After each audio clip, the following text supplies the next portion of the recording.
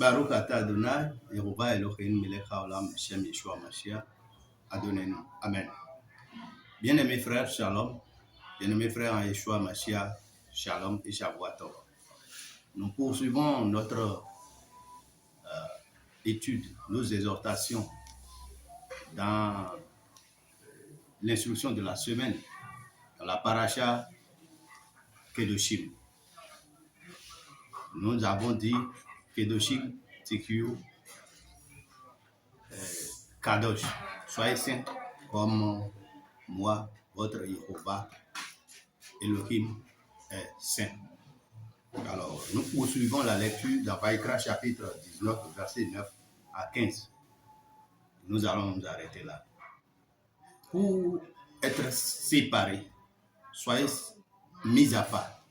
Comme moi, Yehovah, votre Elohim, je suis mis à part. De par tout ce qu'on peut appeler Elohim dans la vie. Bien aimés frères, le comportement que Yehovah, notre Elohim, a, c'est ça qu'il nous enseigne. Et comment nous devons vivre pour être véritablement séparés, c'est cela qu'il nous enseigne. Écoutons, je fais la lecture simple de ces versets. Verset 9, quand vous ferez la moisson dans votre pays, tu laisseras un coin de ton champ sans le moissonner, et tu ne ramasseras pas ce qui reste à glaner. Verset 10. Tu ne cueilleras pas non plus les grappes restées dans ta vigne, et tu ne ramasseras pas les grains qui en seront tombés. Tu abandonneras cela aux pauvres et à l'étranger. Je suis Yehovah, votre Elohim. Verset 11. Vous ne déroberez point, et vous n'userez ni de mensonges, ni de tromperie les uns envers les autres. 12. Vous ne jugerez point faussement par mon nom, car tu profanerais le nom de ton Elohim. Je suis Yehovah. 13. Tu n'opprimeras point ton prochain, et tu ne raviras rien par violence. Tu ne retiendras point jusqu'au lendemain le salaire du mercenaire. Tu ne maudiras point un sourd, et tu ne mettras devant un aveugle rien qui puisse le faire tomber, car tu auras la crainte de ton Elohim. Je suis Yehovah. Le dernier verset, verset 15 dit, tu ne commettras point d'iniquité dans tes jugements. Tu n'auras point égard à la personne du pauvre, et tu ne favoriseras point la personne du plus grand, mais tu jugeras ton prochain selon la justice. Alors, être Kadosh ou Kedoshim, c'est le pluriel de Kadosh qui est Kedoshim en hébreu. Être Kadosh, que Yehovah nous disait, nous aurions mal fait de comprendre que nous devons nous laver, être propre. C'est ça qu'on appelle Kadosh. Ou quoi, faire les sacrifices, faire les rituels, c'est ça qu'on appelle être Kadosh, c'est pas ça. Et si je devais fabriquer un mot avec le mot hébreu, Kadosh, cumulé avec le français en disant la kadoshité, si la kadoshité dont parle Yehovah ici, c'est non seulement ces rites sacrificiels, moraux, mais notre vie propre que nous devons mener à l'égard de nos semblables. Dans la paracha Taziria Metzora, j'ai eu à parler de nos relations, de comment notre peau montre la qualité de nos relations envers le monde, envers nos frères, envers le peuple d'Israël. Ici précisément, nous appartenons au royaume de Yeshua, l'hébreu, l'israélite, le nazaréen, pour vous rappeler, le vrai juif. Et dans ce royaume, le principe sans négociation qui nous donne la kadoshité de Yehovah, c'est aimer son prochain comme soi-même. Si Jéhovah nous a dit, Anoki Jéhovah Elokeka Otetika mi Beet, mi Israël, je suis Jéhovah qui t'a sorti de l'Égypte où tu as été esclave, dans la maison de l'esclavage. Si Jéhovah nous avait dit ça, à nos grands-parents, c'est perpétué sur nous. Il nous a dit que nous ne devons aimer aucun Elohim autre que lui, parce qu'il est jaloux. Et de la même manière, il nous demande de nous aimer nous-mêmes. Rappelez-vous, Yeshua a dit, toute la Torah et les prophètes se réunissent en une seule loi. Aime Jéhovah comme toi-même. Hein? Comme nous le disons en hébreu, Yehovah Eloheinu Yehovah Echad. Ve'ahavta et Yehovah Elohecha bechol livavcha nafshecha ubechol nafshefcha ubechol modecha b'shem Yeshua Mashiach. Comme nous le disons souvent en hébreu, tu aimeras Elohim Yehovah, ton Elohim, de tout ton cœur, de toute ta puissance, de toute ta pensée, de tout ton cœur, de toute sa force. Il n'y en a pas moindre pour l'application envers nos frères. C'est bien de cela qu'il s'agit. Et cet amour nous amène à ce que quand nous avons du bien, quand Jéhovah nous bénit à travers notre champ que nous avons cultivé, nous avons le devoir, sans contrainte, de ne pas grapper nos champs, de ne pas ramasser tout ce que nous avons dans notre champ. Mais le reste appartient à qui? Le reste appartient à l'étranger et aux pauvres. Voyez, ça veut dire que dans notre vie, si nous mangeons, nous devons penser aussi que des gens seront dans la difficulté. Et quelqu'un qui se dit de la maison de Yeshua Mashiach, du royaume de Yeshua Mashiach, et qui ne pense qu'à lui seul, peut commencer par se juger et se dire que est-ce que véritablement je suis un enfant d'Élohim? Ce jugement, si tu ne le fais pas, c'est que quelqu'un d'autre peut arriver à te dire que non, toi là, va te faire voir ailleurs, mais tu n'es pas dans la maison de Yeshua. Deuxième chose, il nous demande de ne pas dérober nos prochains, que ce soit dans le mensonge, que ce soit dans la tromperie, de ne pas dérober notre prochain.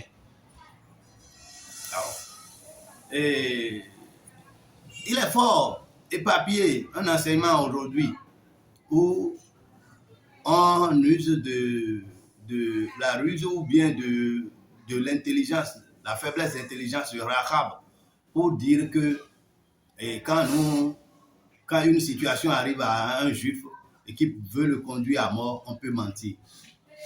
La Torah, nulle part dans les Saintes Écritures, n'autorise le mensonge en quoi que ce soit. Pour ceux qui ont dit ça, je leur ai toujours opposé le cas de Lot, qui a voulu protéger les messagers d'Élohim, mais n'a pas menti, malgré son état, n'a pas menti. Ce n'est pas notre force qui sauve, ou qui soit sauvée. Nous ne sommes pas sauvés par notre propre force et nous ne pouvons pas utiliser notre propre force pour sauver. Et c'est ce que Lot a compris, a fait ce qu'il peut, a laissé le reste à Elohim. Nous avons vu ces messagers qui ont pris le pays de Sodome et de Gomorrhe en otage. Ils ont fait voir à Sodome et à Gomorrhe tout ce qu'ils n'imaginaient. Nous devons faire confiance à Jéhovah à tout moment.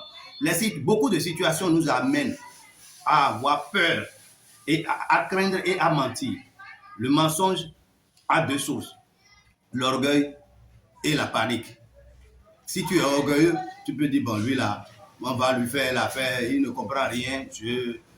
Ce que l'argent là, on va lui dire qu'on n'a pas pris. Et puis, parce que vous jugez qu'il n'est pas habilité à être omniprésent pour comprendre quand est-ce que nous avons reçu telle chose, et nous mentons facilement à nos prochains. Bien-aimés frères, nous payerons au double ce que nous avons fait à notre prochain. Et c'est cela, Jéhovah dit au double, parce que nous allons rendre compte à Jéhovah et quelqu'un d'autre viendra nous faire exactement ce que nous avons fait à notre prochain. Donc, on paye toujours au double un péché. Voilà. La crainte, parce que c'est dans ta maison par exemple, tu as commis une faute et ton épouse te demande le compte, n'ayant pas voulu que la situation soit catastrophe, tu peux banalement mentir. La crainte et l'orgueil. Alors, comment les éviter? Aimer la vérité, rester collé à la vérité. Disons-nous la vérité l'un à l'autre à tout moment. Passant de là, Jéhovah, notre Elohim, nous dit que nous ne devons pas juger faussement.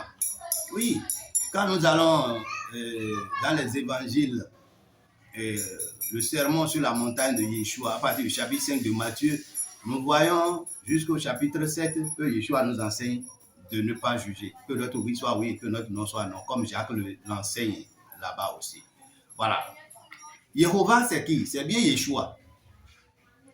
Et il a compris, il sait, c'est lui qui nous a créés avec ce vase faible. Et c'est pourquoi il a donné la loi là-bas de jurer en son nom. Premièrement, c'est ce qu'il a dit. Mais il revient et dit, ne jurez pas faussement en mon nom. Prenez mon nom, jurez en mon nom, mais ne le faites pas faussement. C'est dans les commandements, les 10 paroles, dans Exode chapitre 20. Et le même Jéhovah qui est venu en chair, s'appelant Yeshua Hamashiach, nous dit que je ne veux pas que vous jurez, que ça soit par la terre, ou par le ciel, par quoi que ce soit, même pas votre tête, pas les cheveux de votre tête, que votre oui soit oui et que votre non. La vérité, c'est que notre oui, c'est Jéhovah. Notre non, c'est-à-dire que notre vérité soit la vérité. Alors que Yeshua Hamashiach dit, je suis le chemin, la vérité et la vie. Ça veut dire que ça ne contredit pas la Torah qui dit, jurez pas mon nom. Jurez pas mon nom. Son nom, c'est la vérité. Ça veut dire, dites la vérité. Moi, quelqu'un qui continue de dire, Jéhovah est témoin entre toi et moi que ceci est passé comme ça, il n'a pas enfreint la Torah ou il n'a pas violé la parole de Yeshua. Donc, il n'y a pas contradiction en ça. Donc, quelqu'un qui aurait dit, bon, Yeshua a refusé de jurer, Yeshua a refusé de jurer, si vous n'avez pas le contexte de la vérité, vous ne pourrez pas comprendre. Si vous n'êtes pas dans sa maison, vous ne pourrez pas comprendre. La Torah n'a changé nulle part. Parce que Yeshua, qui est en train d'enseigner ça, en Matthieu 5, là, verset 17, il a dit qu'il n'est pas venu annuler la Torah. Donc il ne peut pas dire, ne jurez pas au nom de Jéhovah. Parce que le nom de Jéhovah, c'est la vérité. Le nom de Yeshua, c'est la vérité. Et nous l'avons vu en Yehohanan chapitre 14, verset 6. Que notre oui soit oui et que notre non soit non. Tout ce qui dépasse ça, c'est de l'orgueil, c'est du machin et ça vient du malin. Voilà. Tu ne maudiras pas un sou et tu ne placeras pas d'obstacle devant un aveugle. Et ça va toujours dans le sens du fait de ne pas mépriser les faibles. Parce que Jéhovah, notre Elohim, prend leur défense.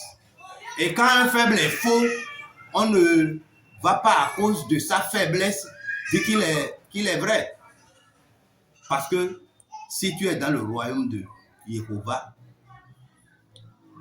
tu prêtes serment, toujours pas le nom de Jéhovah, tu jures toujours pas le nom de Jéhovah. Le nom de Jéhovah, c'est la vérité. Donc tu dis la vérité. Tu es faible et tu as commis de péché à cause de ta faiblesse. La faiblesse n'est pas synonyme de la commission de péché. On l'amène à aimer la vérité pour qu'il soit fort. Alors, Jéhovah se soucie de nous à tout moment. Qu'est-ce qu'il faut dire encore? L'iniquité, tout péché est iniquité, toute iniquité est péché. Donc, nous devons apprendre avec courage, abnégation, dévouement intrinsèque, courage à dire la vérité à tout moment. Mais dans cette posture de dire la vérité, nous devons nous effacer parce que nous faisons des sauveurs. Nous nous constituons sauveurs de nos frères pour plusieurs raisons. Et c'est cela qui nous amène souvent à mentir. On cherche à sauver notre prochain alors que la volonté d'Elohim est là. Prenez nos grands frères, nos patriarches qui sont allés chercher des fagots de bois au désert en ce moment, quand la Torah venait d'être donnée. Moïse n'a pas voulu faire sa volonté. Il a demandé l'avis d'Élohim. Et Élohim a dit ce qu'il faut faire. On n'a pas regardé à notre pensée, à notre faiblesse. Bien aimé frère, si je dois développer ce sujet, ça fait pitié que malheureusement, nous, aujourd'hui, nous cherchons d'une manière ou d'une autre à nous sauver, à sauver nos prochains par la voie qui ne plaise pas à Elohim. Nous allons nous arrêter là et demander à tout un chacun de nous, bien aimés frères en Machia, bien sûr, de nous conformer à la vérité pour mériter la couronne qui est la nôtre quand Yeshua Machia, notre Adon, viendra. Baruch Ata Adonai Yehovah Elokeinu Melech Haolam, Shem Yeshua Machia, Adonai. Amen.